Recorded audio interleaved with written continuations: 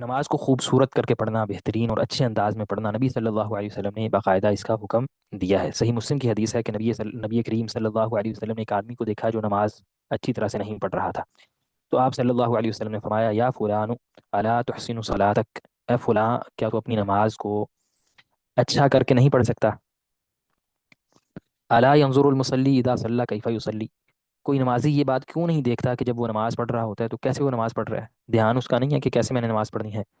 فإنما يصلي لنفسه، انسان اپنے لیے نماز پڑھ رہا ہوتا ہے، اپنے فائدے کے لیے نماز پڑھ رہا ہوتا ہے، جو چیز انسان اپنے فائدے کے لیے نماز کرے، اسے چاہیے کہ اسے اچھے طریقے سے ادا کرے۔ اسی لیے شریعت میں یا قرآن مجید میں عموماً جو حکم آیا ہے نماز کے لیے وہ اقامت کے ساتھ آیا ہے، اقیم الصلاح یا الذین یؤمنون بالغیب ویقیمون الصلاح، نماز کو قائم کرتے ہیں۔ تو نماز کو قائم کرنے میں علماء نے ایک یہ بات بھی ذکر کی ہے کہ اس کو صحیح طرح سے خشوع کے ساتھ، خضوع کے ساتھ ادا کرتے ہیں، اور اس کی بہت زیادہ اہمیت ہے۔ بسا اوقات تو ایسا ہوتا ہے کہ انسان نماز ادا کرتا ہے اور اس کی نماز کا اسے اجر ہی نہیں ملتا یا بہت کم اجر ملتا ہے۔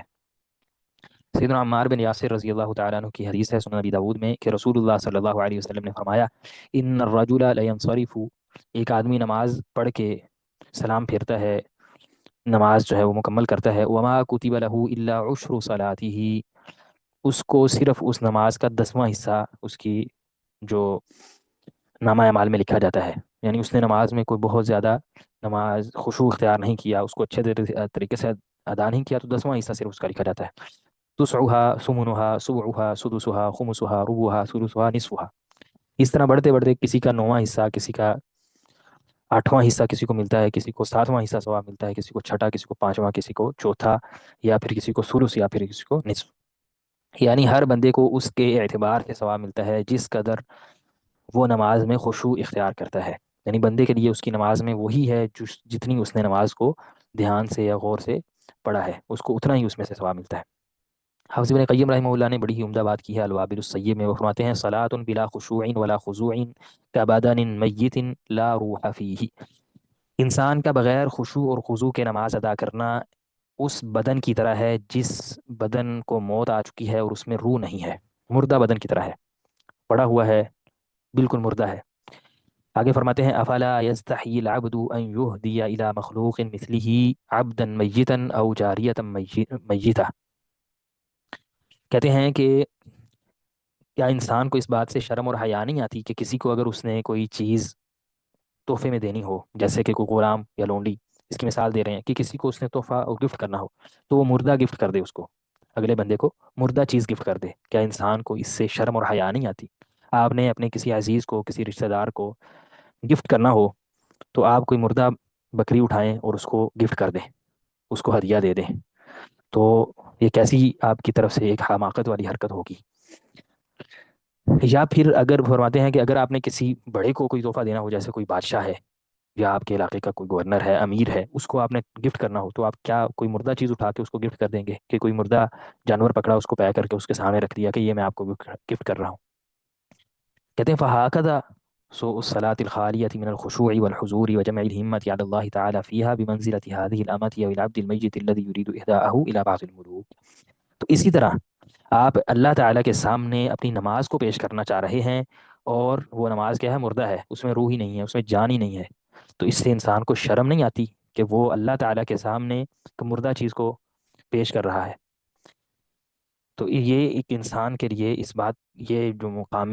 تدبر ہے، تفکر ہے کہ آپ اللہ تعالیٰ کے سامنے ایک چیز کو رکھنے جا رہے ہیں، پیش کرنے جا رہے ہیں، اور وہ مردہ آپ نے اٹھا کر جو ہے وہ پیش کر دی ہے۔ نبی کریم صلی اللہ علیہ وسلم کی ایک حدیث امام طبرانی رحمہ اللہ نے ذکر کی ہے، جسے بعض علماء نے حسن یا صحیح کہا ہے، کہ نبی کریم صلی اللہ علیہ وسلم نے فرمایا، اول شیء یرفع من هذه الامة الخشوع، اس امت میں سے سب سے پہلے جو چیز اٹھائی جائے گی وہ خشوع ہے، حتی لا ترى فیہا خاشعہ، یہاں تک کہ ایک ایسا وقت آ جائے گا کہ آپ کو کوئی ایک بندہ بھی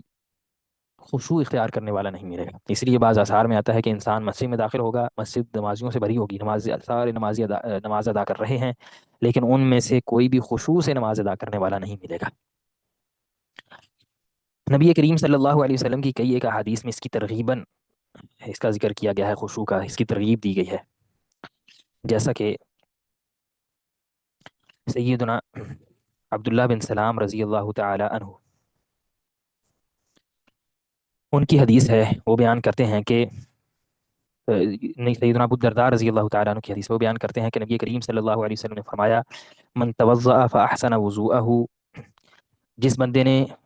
وضو کیا اور بہت ہی اچھی طرح سے وضو کیا، ثم قام فصلى ركعتين او اربعا، پھر اس نے دو یا چار رکعتیں ادا کیں، يحسن فيهما الركوع والخشوع، اس میں اس نے بڑی عمدگی کے ساتھ رکوع کیا اور بڑی عمدگی کے ساتھ اس نے خشوع کو اختیار کیا، ثم استغفر اللہ، پھر اللہ تعالیٰ سے استغفار کیا، غفر له، تو اللہ تعالیٰ اس کو بخش دیتے ہیں، اس کو معاف کر دیا جاتا ہے۔ اسی طرح صحیح مسلم میں معروف حدیث ہے سیدنا عثمان رضی اللہ تعالی عنہ کی، وہ بیان کرتے ہیں کہ میں نے رسول اللہ صلی اللہ علیہ وسلم کو فرماتے ہوئے سنا: